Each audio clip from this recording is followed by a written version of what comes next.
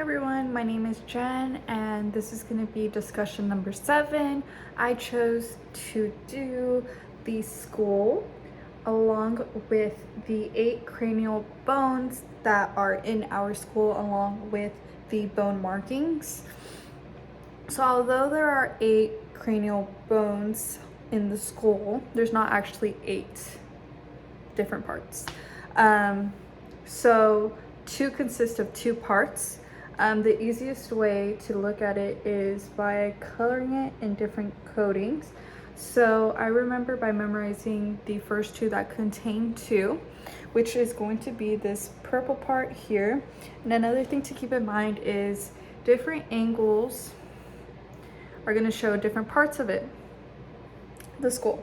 So looking at this purple part that consists of here on these sides, as well as the main crown of the back of the head, is the parsal cranial bone, and this is going to be broken down in 2 parts. I should have done another drawing of it in a different view going towards the back of the head, but it's going to be divided into 2, left and right. And then looking at this more dark pink color, it's going to be the same thing, left and right. It's going to be here and here, and this is going to be the temporal cranial bone. Again, that one consists of 2, so that is 4 of the 8 so far. Sticking still towards the back of the skull, we have this yellow part, and this is the occipital cranial bone.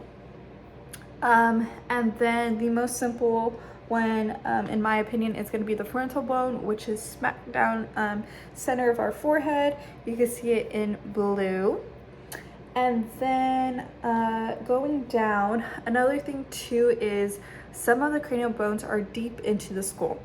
So looking at this in the front of it, we see this purple where I colored this purple at, and that's the ethmoid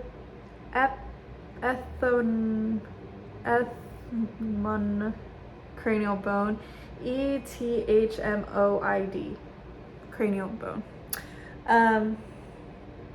And the last one is the last 2 are in this green shade, and that is going to be the sphenoid cranial bone, and I believe that is all of them. So again, we have the ethmoid cranial bone, the sphenoid cranial bone, the frontal cranial bone, the parietal left and right cranial bone, the temporal left and right cranial bone, and the occipital cranial bone towards the back of our skull. And each have bone markings. So starting with the frontal bone, the 2 bone markings are the supraorbital foramen and the cranial structure. The next one is the parietal, which is the crown center, and that one only consists of the sagittal structure. The temporal left and right consist of a few more. The zygomatal process, external accusus mentis, sorry, I cannot pronounce some of these, but the mastoid process, the jugular foramen, and the squamous structure. And the occipital is the bottom of our skull, consists of the foramen magnum, the optical condyles, and the labdal structure.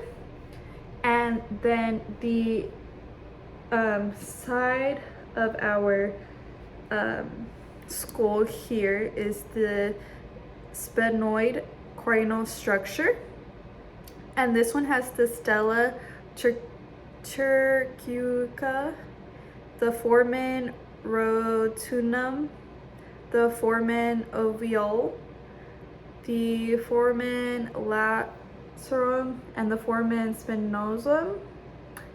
And the last part is our ethmoid, which is deep in our eye socket that also pops here on our nose. It has the crystal galli and the crib for platinum.